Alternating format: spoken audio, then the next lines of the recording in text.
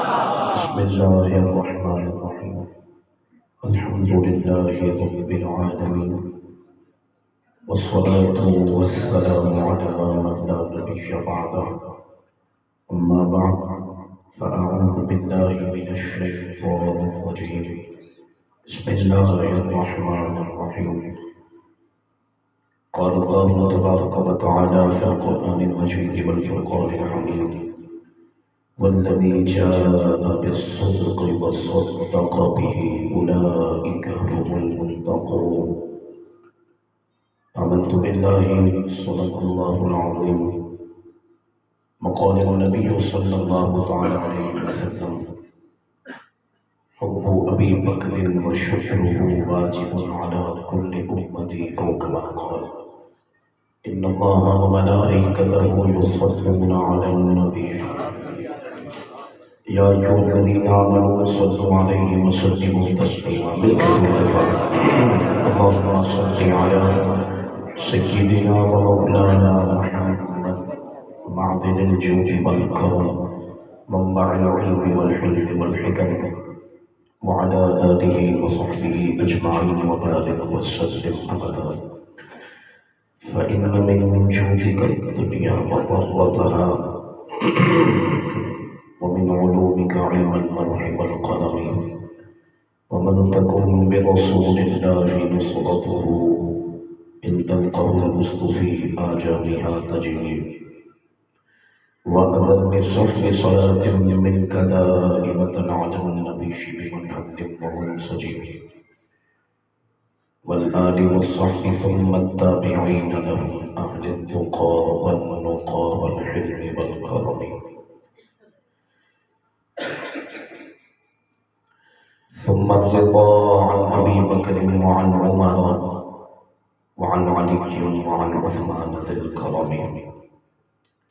نظرت إلى بلاد الله جمعا كخردلة على حكم اتصال.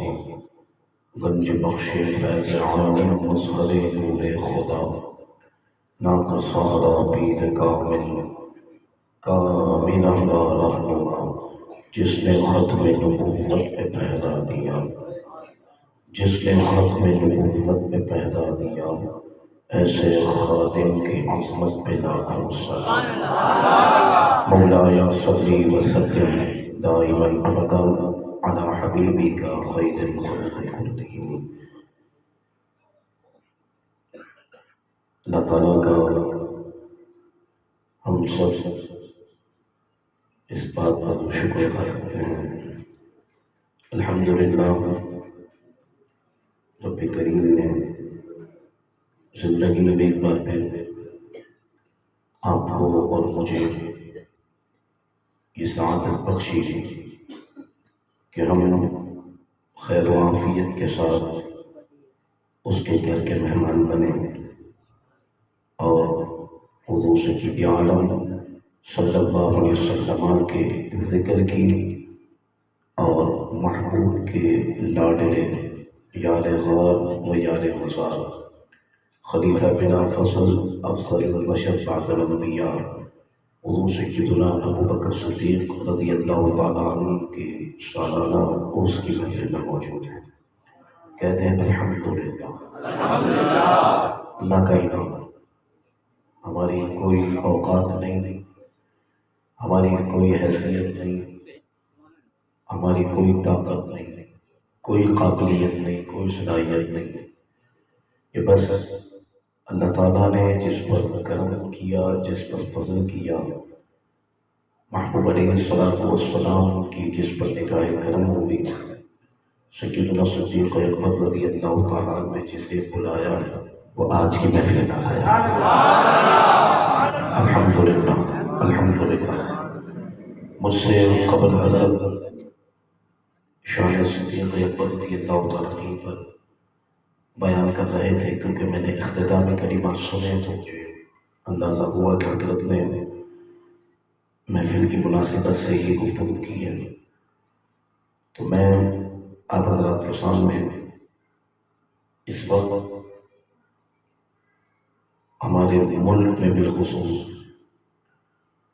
جو معاملات چل رہے ہیں، اسی کی مناسبت سے چند ضروری پیغام عرض کرنا چاہتا ہوں، اور آپ احباب سے بھی میں پوری امید رکھوں گا، اور میری خواہش بھی ہے کہ آپ نے اب تھوڑی دیر کے لیے مزید متوجہ ہو کر اس فقیر کے چند ضروری نکات کو سماعت کرنا ہے۔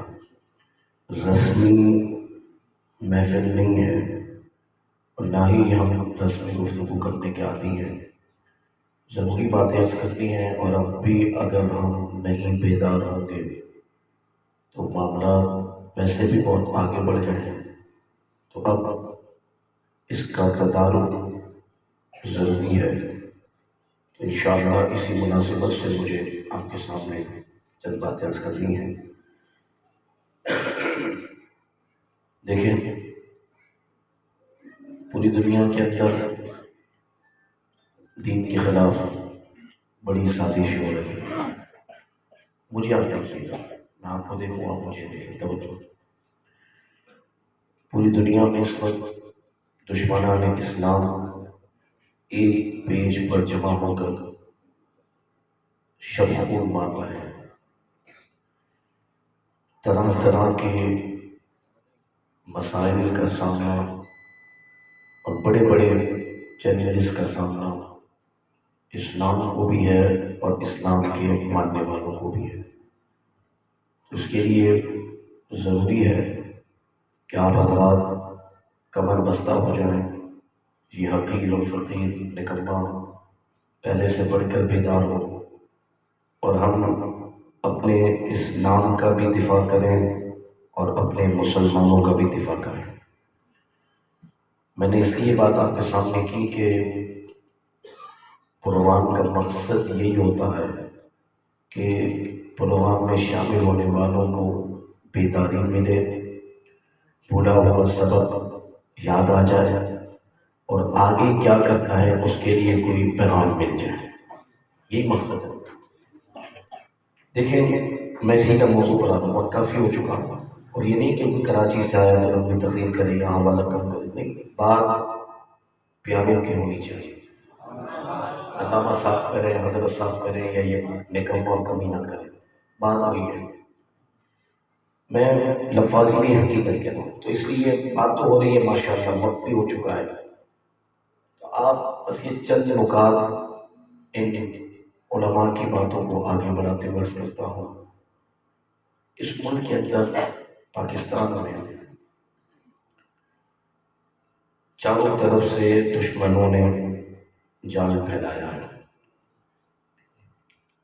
اسی ملک کے اندر قادیانیوں کے فتنہ بہت زیادہ ہو چکا،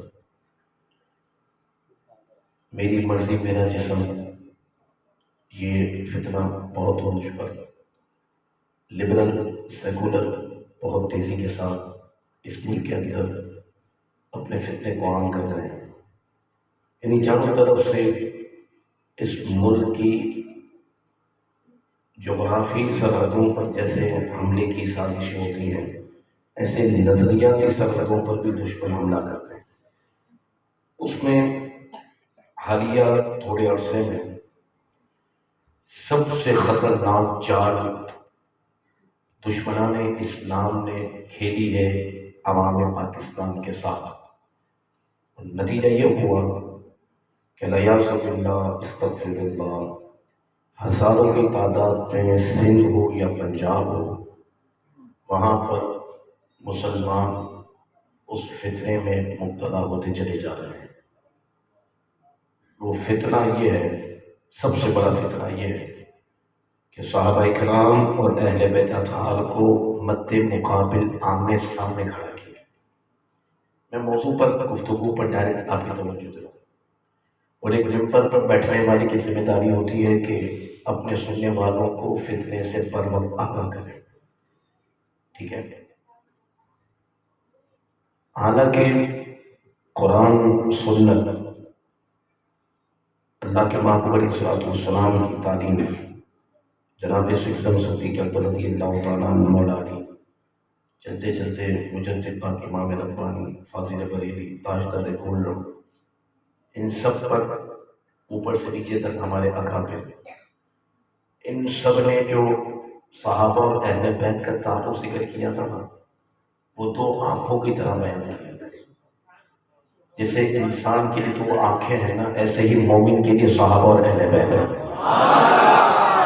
بولو نا سبحان اللہ۔ میں آپ کا وقت ضائع نہیں کروں گا انشاءاللہ، اور ادھر ادھر کی بات بھی نہیں کروں گا۔ پیسے تو یہ نہیں کہ گھنٹہ پورا کروں پیسے لے کے گھر پہ جاؤں، نہیں۔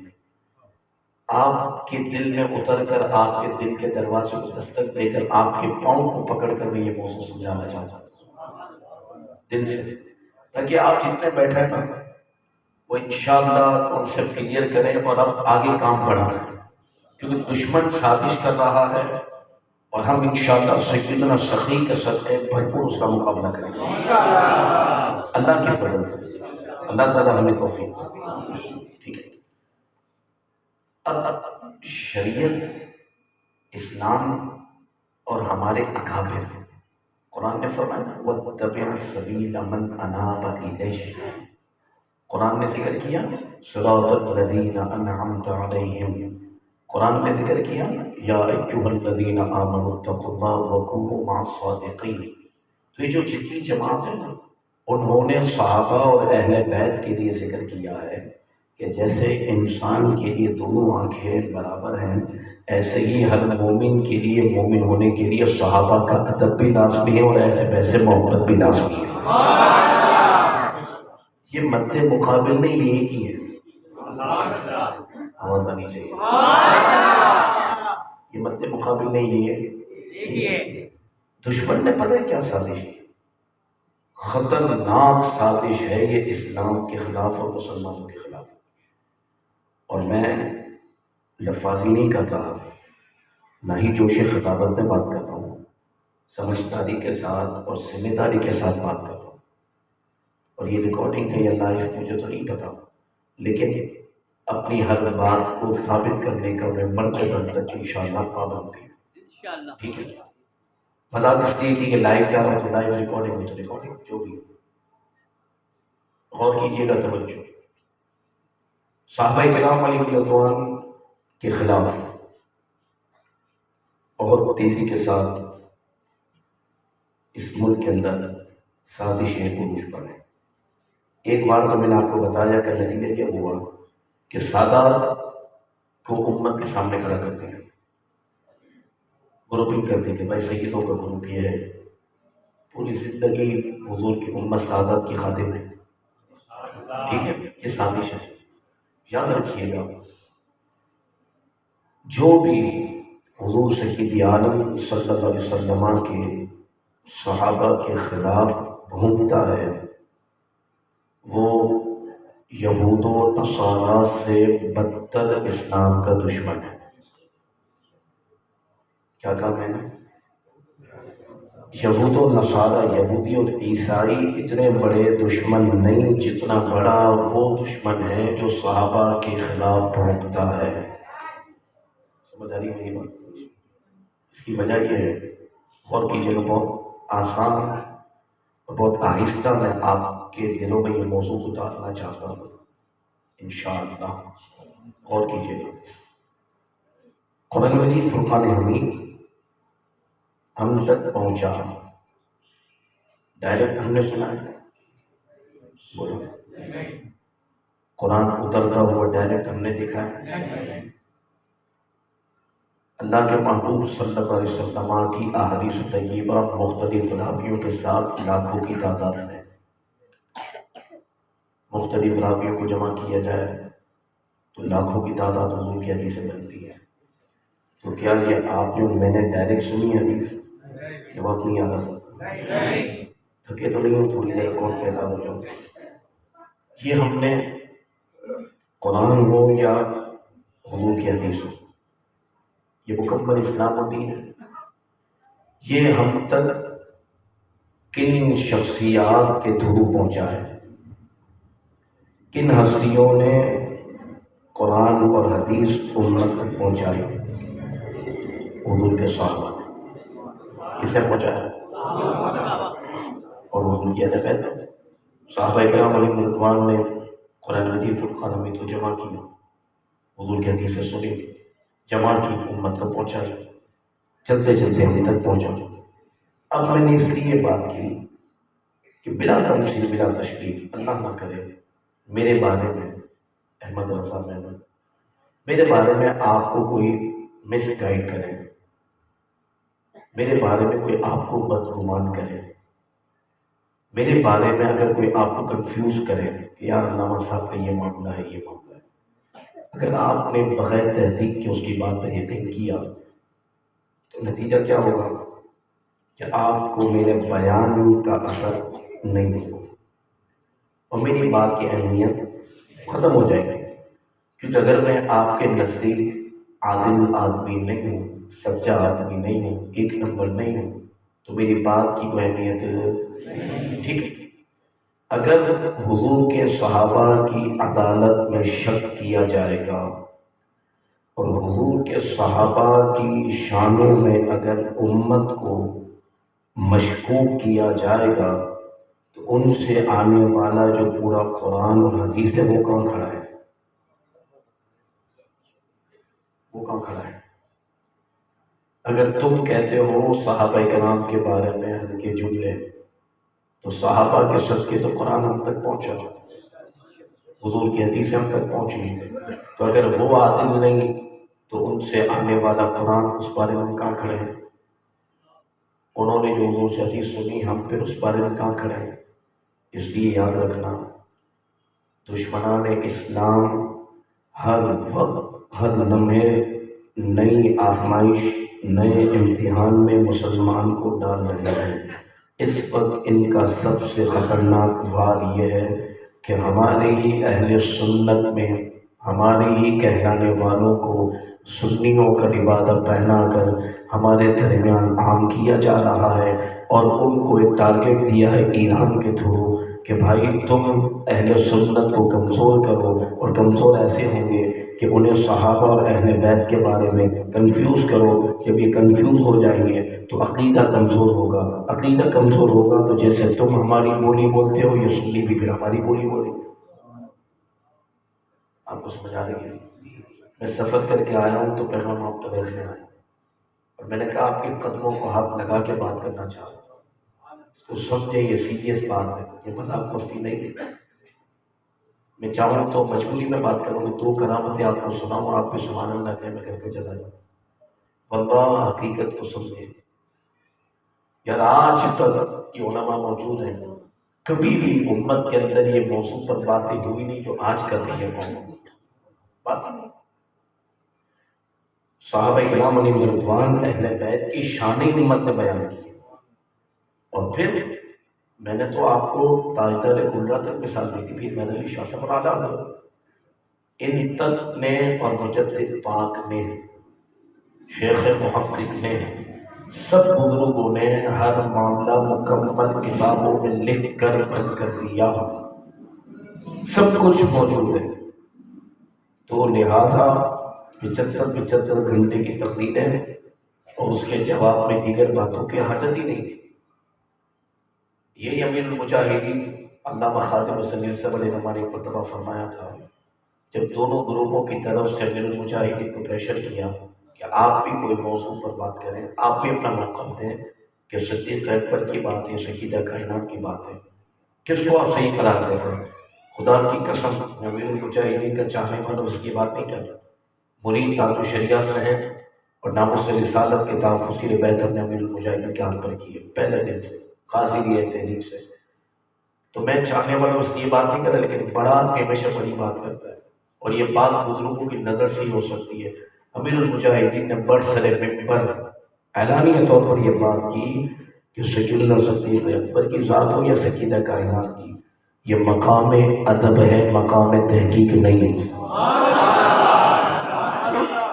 آپ کو نہیں سمجھ آئی بات؟ جب میں نے یہ جمعے میں بات سنی نا، مجھے اندر سے میں حضرت کے پیچھے جمعہ پڑھ رہا تھا نا، وہ قریب بیٹھا، اور ایک رات پہلے حضرت نے اپنے لائبریری کے اندر اس موضوع کو یوں ڈسکس کیا کہ دونوں طرف سے مجھے پریشر ہے کہ آپ بات کریں، تو حضرت نے کہا میں کل جمعے میں بات کروں گا، تو یہ بات کی۔ اتنا میرا دل ہوا کہ حضرت کی کلمات کو سونے کے قلم سے لکھے۔ آپ نے کیا فرمایا؟ یہ مقام ہے، مقام تحقیق ہے۔ مفتی صاحب موجود ہیں، فقہا نے اس بات کو ذکر کیا ہے کہ اگر اولاد گھر کے اندر موجود ہو، ان کے سامنے ان کے ماں باپ کی کسی بات پر ان بن ہو جائے، اختلاف ہو جائے، تو فقہا کہتے ہیں اولاد کے لیے کیا حکم ہے، ماں کا ساتھ دے یا باپ، ورنہ چپ رہے۔ کیا کہے؟ وہ فیصلہ کرنے کے لیے جج نہ بنے کہ ممی صحیح ہے، امی صحیح ہے، ماں صحیح ہے، مدر صحیح ہے، فادر غلط ہے، نہیں، وہ خاموش ہے۔ تو ماں ماں ہے، باپ وہ ایک ہی ہے، تجھے دونوں کو ماننا ضروری ہے۔ جب اولاد کو ماں باپ کے بیچ میں بولنے کا حق نہیں ہے، تم صحابہ اور اہل بیت پہ چلے ہو بات کرنے کے لیے، حد نہیں ہو گئی؟ آپ اس کو قرآن لاؤ تو میں قرآن اٹھا کر دل کی بلند سے بات کروں کہ بابا جی کی بات مان لیتے، آج یہ حالت نہ دیکھنے دو اس وقت بات کی۔ اور پتہ ہے پھر اجرے پا کر پھر مجھے کہ رو پڑے، کب پوری قوم کو میں ناموس رسالت کے جھنڈے تلے جمع کرنا چاہتا ہوں، پھر لوگوں نے یہ موضوع اٹھا دیا ناموس رسالت کے جھنڈے تلے قوم ایک ہو جائے۔ پہچانو قادیانی ہماری نسل خوشی کر رہا ہے، پتہ ہے ہر جگہ سے۔ پچھلے دنوں میں عمر کوٹ گیا ادارے میں تقریر کے لیے، انہوں نے رات میں مجھے بلایا، نظام الدین جو تعلیم الغوثیہ سے فارغ ہے وہاں پر وہ کام کر رہے ہیں، تو میں ادھر گیا تو میں نے ان کا کام دیکھا، آدھے سے زیادہ گاؤں ہندو اور قادیانی پر مشتمل ہے، وہاں پر ہمارا کوئی ادارہ نہیں ہے، اتنا کام وہ کر رہے ہیں، ہمیں ان کا جواب دینا ہے، ہمیں دین کی حدود پر پہرا دینا ہے، قوم کو کس طرف لگا دیا، حد ہو گئی ہے۔ یہ موضوع رہ گئے تھے، صحابہ کرام علیہ بیت کی شان کو دیکھو، انہوں نے پیٹ پہ پتھر مار کر حضور کے دین کو پہنچایا ہے، اہل بیت بھوکے اور پیاسے رہ کر حضور کے دین کو آگے پہنچایا ہے۔ میرا آقا نے منع کیا تھا، حضور نے فرمایا تھا اللہ اللہ فی اصحابی، اللہ اللہ فی اصحابی، حضور کی حدیث ہے، لوگوں میرے صحابہ کے بارے میں اللہ سے ڈرو، اللہ سے ڈرو۔ وقت نہیں میں سیدھا ڈائریکٹ سنا رہا ہوں، لا تتخذوهم قرضا من بعدی، حضور نے فرمایا میرے بعد میرے صحابہ کو نشانہ مت بنانا، اور آگے نتیجہ بھی دیا جس پر میں اپنے موضوع کو آگے بڑھا رہا ہوں کہ میرے آقا نے فرمایا فمن احبهم فبحبی احبهم ومن ابغضهم فببغضی ابغضهم ومن آذانی آذاهم فقد آذانی ومن آذانی فقد آذى الله ومن آذى الله فیوشک ان یأخذه او کما قال۔ حضور نے فرمایا میرے صحابہ کو میرے بات نشانہ مت بنانا، سنو جو میرے صحابہ سے محبت کرتا ہے وہ در حقیقت مجھ مصطفیٰ کی محبت کی وجہ سے ان سے محبت کرتا ہے، اور جو میرے صحابہ سے بغض رکھتا ہے در حقیقت اسے مجھ سے بغض ہے، اسی لیے ان سے بغض رکھتا ہے، اور جس نے میرے صحابہ کو وصیت دی اس نے مجھ مصطفیٰ کو وصیت دی، اور جس نے مجھ مصطفیٰ کو وصیت دی اس نے اللہ کو وصیت دی، اور جس نے اللہ کو وصیت دی اللہ اسے بہت جلد اپنے عذاب میں مبتلا کرے گا۔ میں آپ کو بتاؤں شکید اعلیٰ حضرت جلدی جلدی بات کروں، یہ اصول دیتے ہیں امام اہل سنت نے اپنی تعلیمات کے اندر ایک اصول مرتب کیا ہے، کمال اعلیٰ حضرت کی تعلیمات پر قربان امام ہے۔ آپ فرماتے ہیں اب کی بات پر سبحان اللہ نہیں کہنا کیونکہ صحیح بات آگے اعلیٰ سے ذکر کرے گا۔ فرمایا ایک گروہ جو صحابہ کو ماننے کی بات کرتا ہے کہ میں صحابہ کا ماننے والا ہوں، وہ کہتا ہے حضور سید عالم صلی اللہ علیہ وسلم کتنے خوش نصیب ہیں کہ جنہیں حضرت ابوبکر اور حضرت عمر ملے۔ ایک گروہ جو اہل بیت کو ماننے کی بات کرتا ہے وہ کہتا ہے کہ حضور کتنے خوش نصیب ہے جنہیں علی جیسے داماد اور سیدہ جیسی شہزادی اور حسنین جیسے نواسے ملے۔ تو گروہ اپنا نظریہ ذکر کرتے ہیں، اعلیٰ حضرت امام اہل سنت نے فرمایا بات یوں نہیں، اعلیٰ حضرت نے فرمایا بات یوں کرنی ہے کہ ابو بکر صدیق اور حضرت عمر کتنے خوش نصیب ہیں جنہیں مصطفیٰ ملے ہیں، اور حسنین کتنے خوش نصیب ہیں جنہیں مصطفیٰ جیسے نانا ملے ہیں، سیدہ کائنات کتنی خوش نصیب ہے جنہیں مصطفیٰ جیسے بابا ملے ہیں، علی کتنے خوش نصیب ہے جنہیں مصطفیٰ جیسے سسر ملے ہیں۔ کیا مطلب سمجھتے ہیں؟ مطلب یہ ہے کہ صحابہ کرام ہوں یا اہل بیت اطہار ہوں، دنیا کی کوئی بھی شخصیت ہو، ہم نے کسی کو ذاتی حیثیت سے نہیں مانا، ہم نے سب کو حضور کی وجہ سے مانا ہے۔ آواز نہیں آ رہی ہے؟ ایک ٹرانسمیشن میں پچھلے دنوں سے میری بات، اس کے پاس اس بات کا جواب نہیں تھا۔ میں نے کہا تم بریلویوں کو تانا دیتے ہو ناسکی ہونے کا، شرم آنی چاہیے تمہیں۔ کوئی کہہ رہا ہے کہ بھائی امام حسین کی جتنی اولاد ہے نا وہی امام بارہ۔ ہم نے کہا کیوں امام حسن کی اولاد امام نہیں ہے؟ ان کی اولاد میں داتا آتے ہیں، غوث اعظم آتے ہیں۔ سننا پڑتا تو بارہ کے اندر گھوم رہا ہے، ان اماموں میں کوئی شک نہیں کر سکتا، بالکل وہ امام ہے۔ لیکن مولا حسین کی اولاد امام ہے تو مولا حسن کی اولاد بھی امام ہے۔ کیوں؟ کہ ہم نے سب کو حضور کی وجہ سے مانا ہے۔ تو پتہ ہے میرے امام نے کیا ذکر کیا؟ ماننا ایسے ہوتا ہے میرا امام کہتا ہے تیری نسل پاک تو بارہ پہ رک گیا، میرا امام کہتا ہے صرف بارہ نہیں ہے، کیونکہ حضور کی وجہ سے مانا ہے۔ ذات کی وجہ سے مانتے تو ذات رخصت ہو گئی دنیا سے تو ٹھیک ہو گئی۔ تیری نسل پاک میں ہے بچہ بچہ نور کا، تو ہے عین نور، تیرا سب گھرانا نور کا۔ قیامت تک جو حضور کی اولاد کے ساتھ آتی ہے ہمارے سر کے تاج ہے۔ اب سنیے گا، ہم نے کسی کو ذاتی حیثیت سے نہیں مانا، جسے حضور کا قرب ملا، جس پر حضور کی نظر ہوئی، جس نے حضور کے دامن سے وابستگی حاصل کی، اس کو عزت دی۔ جیسا حضرت کبھی ریل کی مثال دی تھی، قرآن جس پر رکھ کے پڑھتے ہیں کہ اس کو قرآن سے نسبت، ایسے ہی یاد رکھیے گا، اصل فضیلت کا مرکز، منبع اور منزل وہ حضور کی ذات ہے۔ تو اس لیے میں عرض کر رہا ہوں کہ اگر یہ بات ہمیں سمجھ آ گئی نا تو لڑائی بھی ختم، جھگڑا بھی ختم۔ اور لڑائی جھگڑا تو تھا ہی نہیں، یہ پیدا کیا گیا ہے۔ یہ آپ کے عقائد کو کمزور کرنے کے لیے، نمبر 2 قادیانیوں سے آپ کی توجہ ہٹانے کے لیے، نمبر 3 لبرل اور سیکولر کے خلاف جو میرے المجاہدین نے قوم کو بیدار کیا اس سے توجہ ہٹانے کے لیے، 3 تخت پہ نہ آ جائے اس سے توجہ ہٹانے کے لیے، ایوانوں میں 6 لوگ نہ پہنچ جائے اس سے توجہ ہٹانے کے لیے، پاکستان میں نظام مصطفیٰ نہ آ جائے اس سے توجہ ہٹانے کے لیے، آپ کو غیر ضروری موضوعات پر بجایا، ہمارے مولویوں کو بھی لگایا، ہمارے آستانوں کو بھی لگایا، ہمارے پیروں کو بھی لگایا، الجھا دیا تاکہ منزل سے ہماری توجہ نہیں۔ میں بتا یہ ان کی سازش ہے، اور اس میں ہمارے کہلانے والے وہ استعمال ہو۔ تو خدا کی واسطے ہم کرنے والے کام کریں، نہ کرنے والے کاموں سے بھی جان چکے۔ اور بھائی ہم کیوں لڑیں، ہم کیوں کسی کے بارے میں ہلکے جملے بولیں؟ کسی کو ذات کی وجہ سے مانا ہو تو اس کی ذات میں ہمیں اختلاف ہو سکتا ہو۔ ہم نے ہر ایک کو مانا ہی حضور کی وجہ سے ہے، تو جب رسول اللہ کی وجہ سے مانا تو سب کو اپنا امام اور اپنا آقا مانا۔ ذاتی حیثیت سے تو مانا ہی نہیں ہے کسی سے، نہیں سمجھا؟ ذاتی حیثیت سے تو ہمارے لیے سب کچھ ہمارے ہاتھ ہے۔ میرے باپ نے کیا فرمایا؟ انہیں جاننا، مطلب اعلیٰ حضرت سے پوچھے کہ کیا حضور کے سوا کسی کو نہیں مانتے؟ فرمایا سب کو مانتا ہوں۔ تو آپ نے کہا تو انہیں مانتا ہوں۔ فرمایا انہیں ماننے کا مطلب انہی کی وجہ سے اب مانوں گا تو سب کو مانوں گا۔ اصل میں حضور کو مانتا ہوں، پھر حضور کے سب کو مانتا ہوں۔ یہ بات ہے، ایمان کا معیار یہ ہے کہ ہم نے کلمہ جن کا پڑھا ہے نا ان کی نسبت سے سب کو مانتا، صرف صحابہ اور اہل بیت نہیں۔ آج ہم علماء کا ہاتھ جوڑتے ہیں، کس وجہ سے؟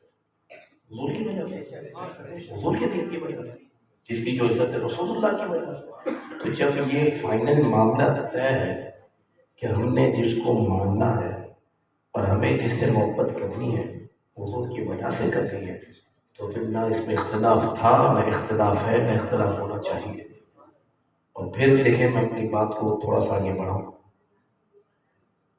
کہ اگر ہم انہی باتوں میں قوم کو الجھائیں گے، صحابہ کرام اور اہل بیت کو معاذ اللہ مد مقابل کر کے، تو یہ اسلام کے ساتھ ہمارا رویہ درست نہیں ہے۔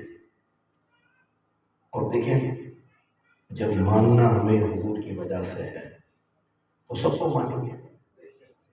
جسے حضور سے نسبت ہو گئی وہ ہمارے سر کا تاج ہے. ہم بدل بانٹ اور تفریق کاری نہیں کرتے.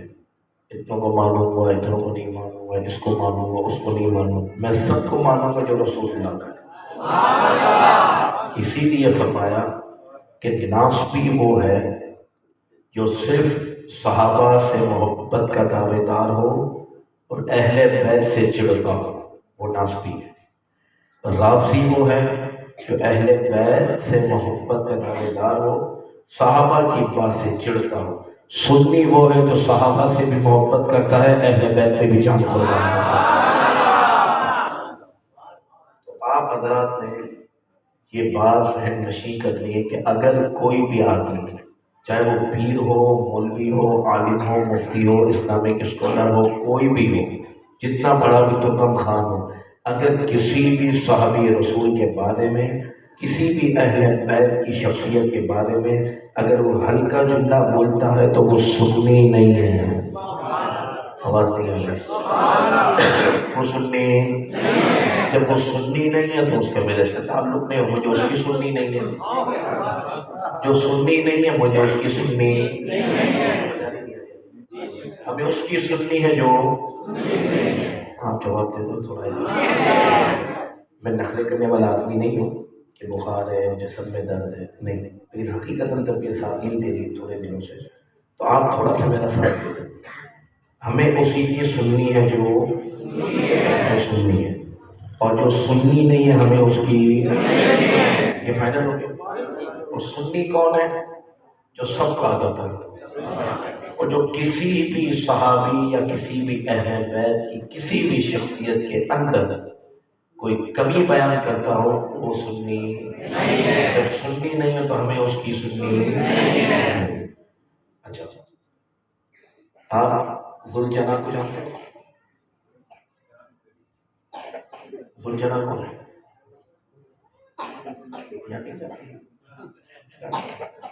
نہیں جانتے. ذوالجناح کیا ہے؟ بول دو نا بھائی، کھلے ہوئے بول. تو میرا کوئی شرما گالی تو نہیں دے رہا، سیدھی سیدھی بات پوچھو. ذوالجناح کون ہے؟ گھوڑا. اس کے معاملے میں عیش ہو جاتا ہے. دودھ بھی پی رہا ہے، کاجو بھی کھا رہا ہے، بڑے غریب کسی اور کو ملے گا نا، بادام پستے بھی کھا رہا ہے، چادر بھی اس کو پہنائی ہے، اور بڑے اس کے ٹھاٹ ہیں. کمال ہے کہ وہ خود بھی حیران ہے کہ مجھے اتنی عزت کیوں مل رہی ہے، لیکن وہ بھی مزے کرتا ہے، کرتا ہے. اچھی بات ہے. یہ گھوڑے کا اتنا احترام کیوں کرتے ہیں پتہ ہے؟ اس لیے احترام کرتے ہیں کہ مولا حسین رضی اللہ تعالیٰ عنہ جب کربلا تشریف لائے تھے تو گھوڑے پر آئے تھے. کس پر آئے تھے؟ گھوڑے پر آئے تھے. لہذا یہ گھوڑے کو دھولا بناتے ہیں اور اس کا احترام کرتے ہیں.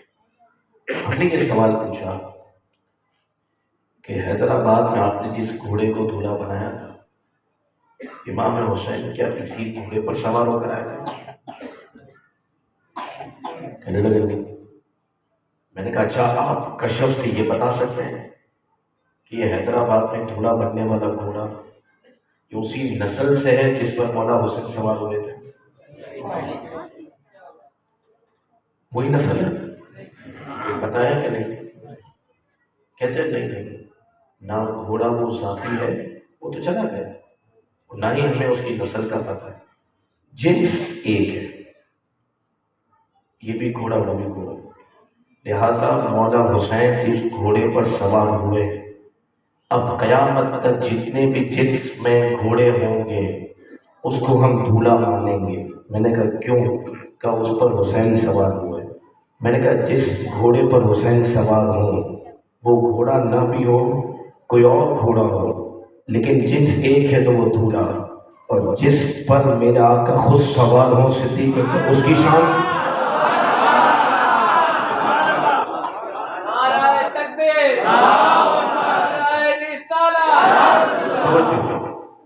غالب شور پر میرے آقا کو کاندھوں پر بٹھایا. کیسے نادان لوگ ہو یار. گھوڑے کا بالکل ادب کرو، کوئی مسئلہ نہیں ہے، ہمیں کچھ جلن تھوڑی ہے، تم کرتے رہو، ہمیں کیا کرنا، لیکن ایمانداری سے فیصلہ کرو۔ وہ گھوڑا بھی نہیں ہے نہ اس کی نسل سے، جنس ایک ہے کہ تم اس کا ادب کرتے ہو، کہ گھوڑا ہے حسین سوار ہوئے اور ابو بکر کے کانتوں پر تو میرے آقا سوار ہوئے تھے، میرے آقا ابو بکر کے کانتوں پر بیٹھے تھے، تم ان کے بارے میں ہنکے جھنکے کہتے ہو، یہ افسوس کی بات نہیں، لیکن یاد رکھنا سنیوں اب خوش نصیب ہو، واللہ ہم جتنا شکر ادا کریں اتنا کم ہے کہ اللہ تبارک و تعالیٰ نے ہمیں محبت کرنے والوں میں، واللہ یہ اللہ کا انعام ہے، ہماری اوقات نہیں، اللہ کا فضل ہے۔ بس اب ہمیں اس کا شکرانہ ادا کرتے ہوئے چاروں طرف یہ نظر رکھنی ہے، اور آج کا جو میسج حضرت کی گفتگو کی صورت میں اور فقیر کی بات میں جو آپ تک پہنچا وہ یہ ہے کہ کبھی بھی صحابہ اور اہل بیت کا معاملہ اختلافی امت میں رہا ہی نہیں ہے، جو بیان کرتا ہے وہ سازش کرتا ہے، پوری امت ایک انسان کی جیسے دونوں آنکھیں ہوتی ہیں ایسے ہی وہ صحابہ اور اہل بیت کو ذکر کرتے ہیں۔ کیوں یہ خلاصہ دے رہا ہوں؟ کیونکہ صحابی ہو یا اہل بیت کی کوئی شخصیت ہو، کسی کو ذاتی حیثیت سے نہیں مانا، سب کو رسول اللہ کی وجہ سے مانا ہے، اور قیامت تک جس کو بھی ہم مانیں گے، جو صدیقی ہے صدیق اکبر کی اولاد میں سے ہے، کوئی فاروقی ہے فاروق اعظم کی اولاد میں سے ہے، کوئی سید ہے، کوئی علی ہے، کوئی بھی ہے، سب کو ہم قیامت تک حضور کی وجہ سے مانیں گے۔ لہٰذا جب سب کو ماننا ہی رسول اللہ کی وجہ سے ہے تو پھر ہمیں اختلاف کرنے کی حاجت ہی کیوں ہے؟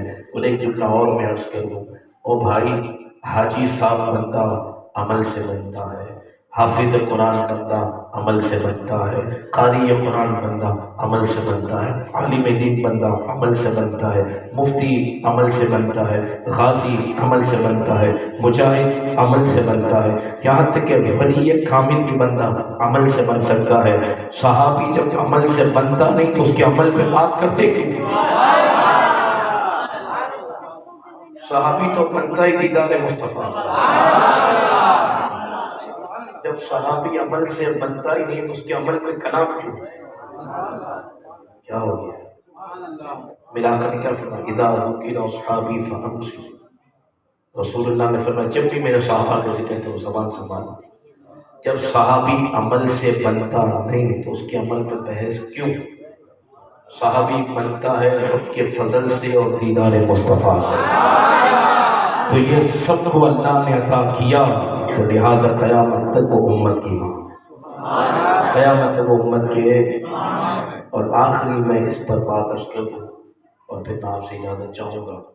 دیکھیں اللہ تعالیٰ نے صحابہ کرام علیہ رضوان کے لیے قرآن میں سند جاری کر دی، رضی اللہ عنہ ورضوا عنہ، سند ہے، وَكُلًّا وَعَدَ اللَّهُ الْحُسْنَى، یہ کیا ہے؟ سند ہے۔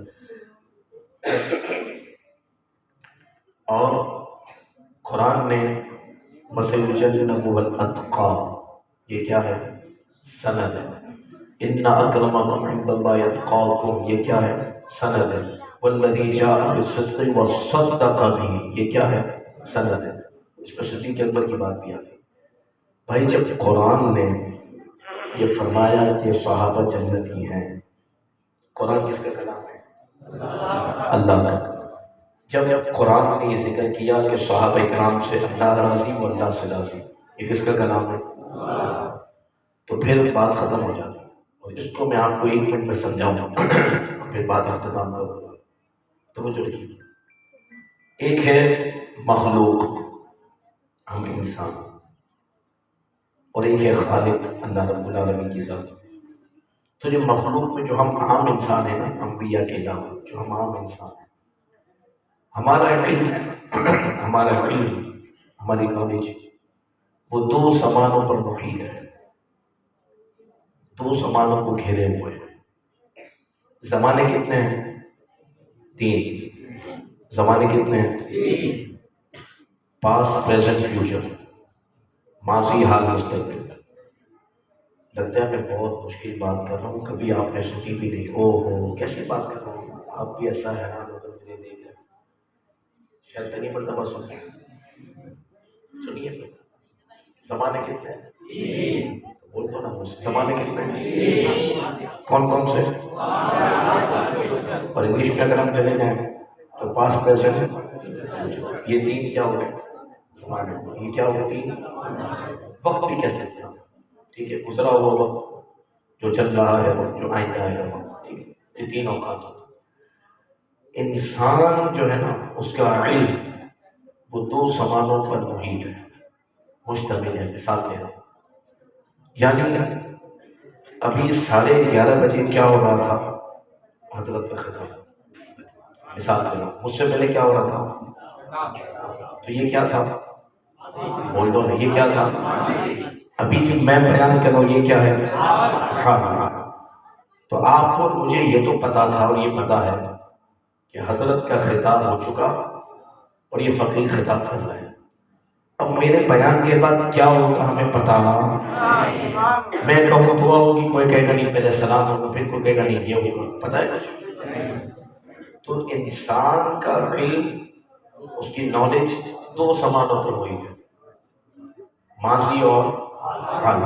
مثال کے طور پر ایک بندہ ہے جس کا نام ہے زید، کوئی بھی نام ہے، عبداللہ ہے، آپ کہیں یار یہ بہت اچھا آدمی ہے، بہت زبردست آدمی ہے، بہت بہترین ہے، کل کو وہ مارکیٹ میں 2 نمبری کرتا ہے، آپ کے پاس مارکیٹ میں جاتے ہیں، یار آپ کو کیا ہو گیا؟ بولو کیا خیریت ہے؟ یار آپ نے کہا تھا عبداللہ تو بہت اچھا آدمی ہے، پرفیکٹ آدمی ہے، ارے اس نے تو یہ بند کیا مارکیٹ میں، وہ تو کرپٹ ہو گیا، آپ نے کیا بات کی تھی؟ تو آپ اس کو کہیں گے بھائی میں نے جب بات کی تھی نا پرفیکٹ آدمی، جب تک وہ پرفیکٹ تھا، کل کوئی کیا گل کھلائے گا وہ ہمیں نہیں پتا، پتا ہے کسی کا نہیں پتا، کل صبح کون کیا گل کھلاتا ہے کوئی پتا ہے بھائی؟ جب تک میں نے بات کی تھی، جب تک میں جانتا تھا اس کا، میں نے ماضی بھی دیکھا تھا، مارکیٹ میں اچھا آدمی تھا، یا توجہ کو بہت اہم نقطہ پیش کر دیتا ہوں، بہت آسان انداز میں آپ کو یہ اتارنا چاہتا ہوں بات۔ ان 2 نمبر لوگوں کی ماں مر جائے گی، اس کا جواب نہیں دے سکتے ہیں، اور آپ کو ہم سے کلیئر ہو جائے گا انشاءاللہ۔ اس کے بعد آپ کو تاریخ واریخ کی کتابوں میں گھسنے کی عادت نہیں، بات ہی ختم انشاءاللہ، کیونکہ ہم خمینی شمینی سے صحابہ کو نہیں مانتے، صحابہ کو قرآن سے مانتے ہیں اور حضور کی حدیثوں سے مانتے ہیں صحابہ کو۔ توجہ، آپ کو کہا یار آپ نے کیسی بات کی تھی؟ عبداللہ تو 2 نمبر آدمی نکلا ہے، آپ کو کیا بھائی میں نے پرانا وقت دیکھا ہے اور حالیہ مجھے پتا تھا کہ اچھا آدمی ہے، کل کیا کیا مجھے کیا پتا؟ تو صحیح بات ہے، آپ کو نہیں پتا، کیونکہ ہم کل کی بات جانتے ہیں، ہم 2 زمانوں کو جان سکتے ہیں، ماضی اور حال، فیوچر۔ اللہ رب العالمین کا جو علم ہے نا، اس کے سامنے تینوں زمانے ہیں، ایک ہی وقت ہے، اس کی شان کے مطابق، ماضی بھی اس کے علم میں ایک ساتھ، حال بھی ایک ساتھ، مستقبل بھی ایک ساتھ۔ مجھے یہ بتاؤ، تمہارے بقول معاذ اللہ معاذ اللہ معاذ اللہ حضور کے صحابہ بعد میں ادھر ادھر ہو گئے تھے، تو رب کو نہیں پتا تھا؟ رب کو پتا تھا، تو پھر رب نے ان کو جنتی پکارا، رب نے ان کو رضا کی سند کیوں دی؟ غلطی انسان سے ہوتی ہے، رب سے نہیں ہوتی۔ رب نے کہہ دیا نا جنتی ہے، اس کا مطلب یہ ہے کہ وہ ہے ہی جنتی اور وہ درست ہے، تو ان کو بولنے والا بھونک رہا ہے، اللہ نے انہیں امام رکھا تھا، امام ہے اور امام رہیں گے، کیونکہ اللہ تبارک و تعالیٰ کا علم، اس کی بارگاہ میں تینوں زمانے ایک ساتھ موجود ہیں۔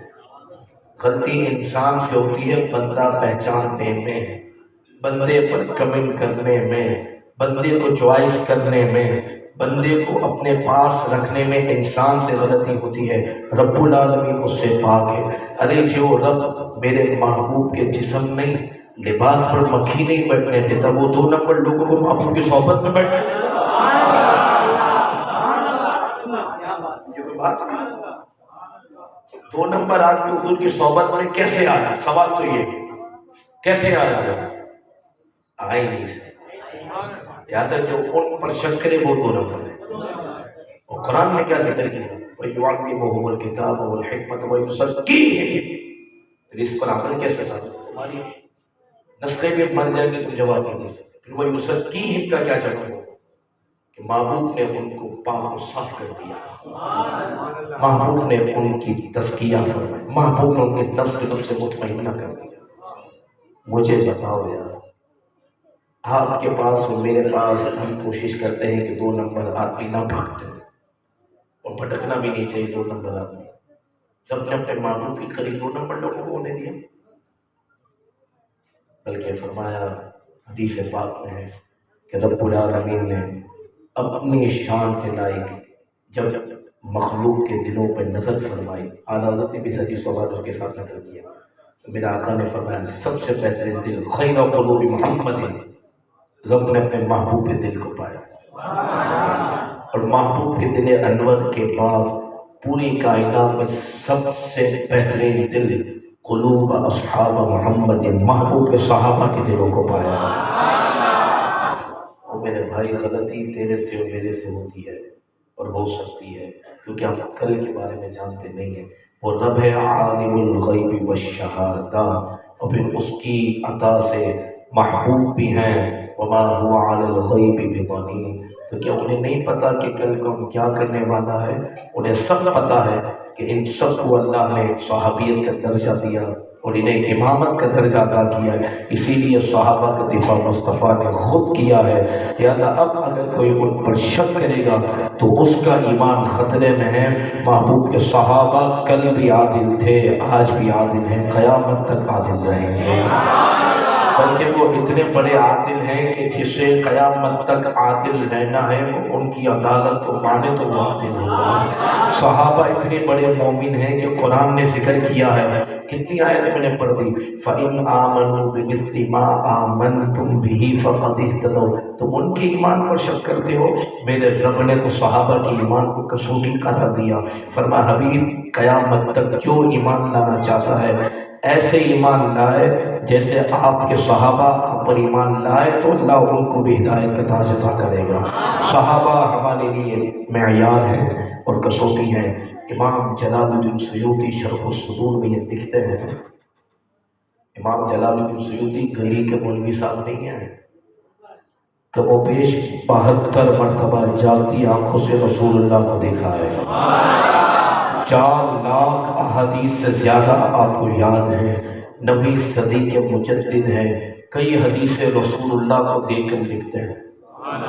وہ امام سیوطی شرح الصدور میں لکھتے ہیں، ایک شخص کے انتقال کا وقت قریب تھا، اس کی زبان پر کلمہ جاری نہیں ہو رہا تھا، لوگوں نے بہت کوشش کی کہ وہ مرتے وقت کلمہ پڑھے، کلمہ نہیں آیا، غیب سے آواز آئی اس کی زبان پر کلمہ نہیں آ سکتا، اس لیے کہ یہ وہ بدبخت ہے جو ان کے ساتھ بیٹھتا تھا جو ابو بکر اور عمر کو برا کہتے تھے، تو ابو بکر اور عمر کو برا کہنے والوں کے ساتھ بیٹھنے والے کی زبان پر کلمہ نہیں آئے، جو ان کو برا کہے گا اس کا کیا حال ہوگا؟ لہذا سنو، یہ آخری بات نہیں ہے، آخری جملہ ہے میری بات ختم۔ صحابہ اکرام ہمارے لیے ہمارے والد کی طرح ہیں، اور اہل بیت ہمارے لیے ہماری ماں کی طرح ہے۔ جو فرما بردار اور حلالی ہوتا ہے وہ ماں کا بھی ادب کرتا ہے، باپ کا بھی احترام کرتا ہے۔ وما علیہ